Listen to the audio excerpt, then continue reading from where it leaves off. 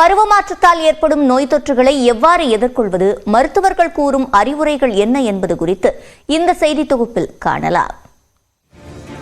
வடகிழக்கு பருவமழை முடிந்து பனிக்காலம் தொடங்கிய நிலையில் பருவ மாற்றத்தால் காய்ச்சல், சளி, நுரையீரல் தொற்று, வறட்டு இருமல் போன்ற உடல்நல பிரச்சனைகள் அதிகரிக்க தொடங்கியுள்ளன. காய்ச்சல் பாதிப்பு தொடர்பாக பொது சுகாதாரத்துறை நடத்திய ஆய்வில் தற்போது இன்ஃப்ளூயன்சா A-H1N1 உள்ளிட்ட 10 வகை வைரஸ் பாதிப்புகள் அதிக அளவில் பரவுவதாக தெரிவிக்கப்பட்டுள்ளது.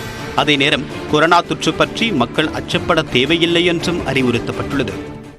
மெயினா ஜுரம் வருதுன்னா அந்த ஜுரத்தை குறைக்கிறதுக்கு பாராசெட்டமால் நீங்க எடுத்துக்கலாம். நம்மளுக்கு என்னென்ன மெடிக்கல் ப்ராப்ளம்ஸ் இருக்கு அப்படின்ட்டு கவனிப்பா இருக்கணும். சுகாதாரமற்ற குடிநீரை பருகுவதன் மூலமாக வாந்தி, வயிற்றுப்போக்கு, கடுமையான வயிற்று வலி உள்ளிட்ட பிரச்சனைகள் ஏற்படக்கூடும் என்றும் மருத்துவர்கள் எச்சரிக்கின்றனர். ஹைட்ரேஷன் அப்படின்ட்டு பேசும்போது மெயினா தண்ணி மேல டிபெண்ட் ஆகுங்க.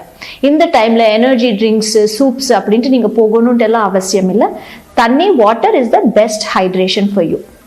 சாப்பாடு நம்மளால என்ன முடியுமோ அதை சாப்பிடுங்க. ஏதாவது ஒரு ஸ்மால் அமௌண்ட் ஈஸிலி டைஜஸ்டபிள் ஃபுட்டா இருந்துச்சுன்னா பெஸ்ட்.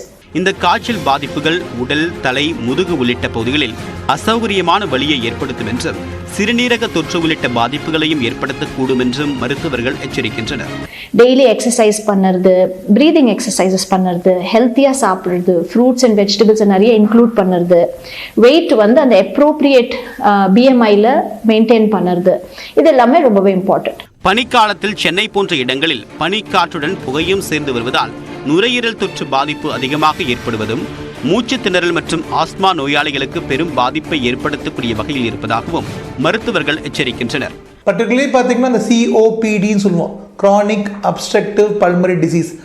அந்த நோய் உள்ளவங்களுக்கு பார்த்தீங்கன்னா இந்த மாசோ, இந்த புகையோ, இந்த குளிர் என்ற ஃபாகோ எல்லாம் சேர்ந்து அப்படியே ஒரு நெஞ்சு அழுத்தம், நெஞ்சு இறுக்கம் ஏற்பட்டு ரொம்பவே மூச்சு விட கஷ்டமாக இருக்குது. சரி, இதை என்னங்க பண்ணுறது அப்படின்னா, அந்த புகையை இருக்கிற இடத்துக்கு நம்ம போகும்போது நம்ம மாஸ்க் போட்டுக்கணும், குளுமையான காற்று நம்ம படாமல் பார்த்துக்கணும், காதை கவர் பண்ணிக்கணும். சூடான உணவுகளை சாப்பிடுவது, சுடுதண்ணீர் பருகுவது உள்ளிட்டவை மூலமாக ஆரம்ப கால நோய் பாதிப்புகளை அறவே தவிர்க்கலாம் என்றும் தெரிவிக்கின்றனர் மருத்துவர்கள். நியூஸ் 18 தமிழ்நாடு செய்திகளுக்காக செய்தியாளர் ரகுவரன்.